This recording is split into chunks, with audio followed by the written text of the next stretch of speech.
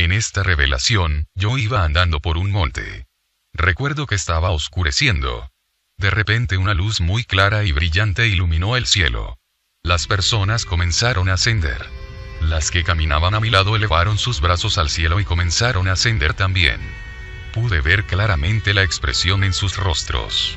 Profunda paz, alegría y comunión perfecta. Era esa clase de comunión que se experimenta cuando se está cerquita del Señor. Vi que las ropas que llevaban puestas en ese momento cayeron al suelo, entendí lo que estaba sucediendo, indudablemente era el rapto de la iglesia, ese acontecimiento tan discutido, analizado, dudado, y sobre todo, esperado por muchos. Luego de ese acontecimiento solo había oscuridad. Tan pronto me percaté de que yo no ascendí, me preguntaba, ¿cómo es posible? Iba a la iglesia, predicaba la palabra, amaba a Dios, ¿cómo era posible que me hubiera quedado? Oh, qué agonía tan grande. Le preguntaba a Dios por qué me había quedado si estaba haciendo su voluntad. Sentí como si el cielo se hubiera cerrado en mi cara, como si mi presencia no fuera deseada allí y gritaba con desesperación. Hubiera preferido la muerte. Comencé a escuchar los autos, desde aquella montaña los oía chocar. Era como un gran accidente en cadena. Veía un humo denso salir del área del caos y podía oír multitudes de personas gritando desgarradoramente. Era como si cada persona pensara que su situación era peor que la del otro y merecía atenderse con prontitud. Mientras todo eso ocurría, yo oía las sirenas de las ambulancias, policías, helicópteros, todo había sido activado. El FBI, la Guardia Nacional, la Fuerza de Choque, Army, Marina, había personas heridas dentro de los autos, otros muertos, otros peleaban pero nadie era espectador. Solo yo y un grupo pequeño de personas que mirábamos a la distancia. Podía percibir el olor a humo, a goma quemada, a gasolina, a sangre, podía sentir la incertidumbre de los que peleaban en el caos. Preguntaban por sus parientes, familiares, amigos, vecinos, parejas y hijos.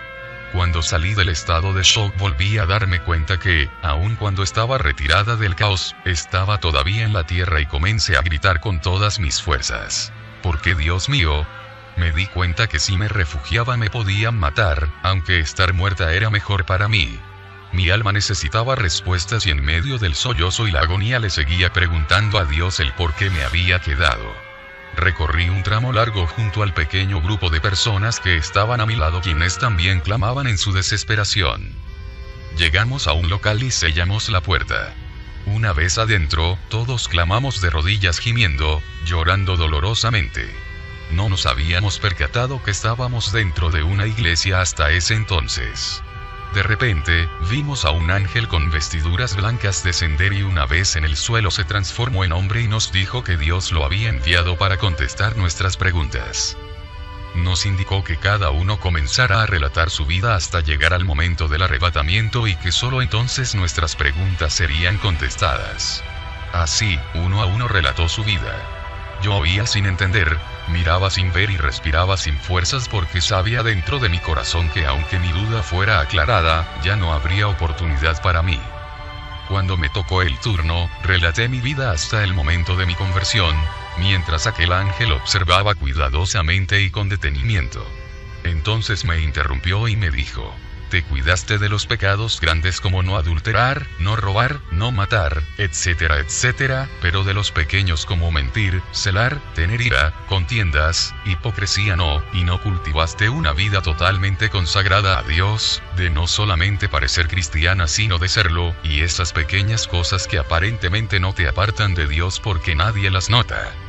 El que tiene oídos, oiga lo que el Espíritu le dice a la iglesia. Apocalipsis 3:22. Les dejo este mensaje, que el Señor les bendiga.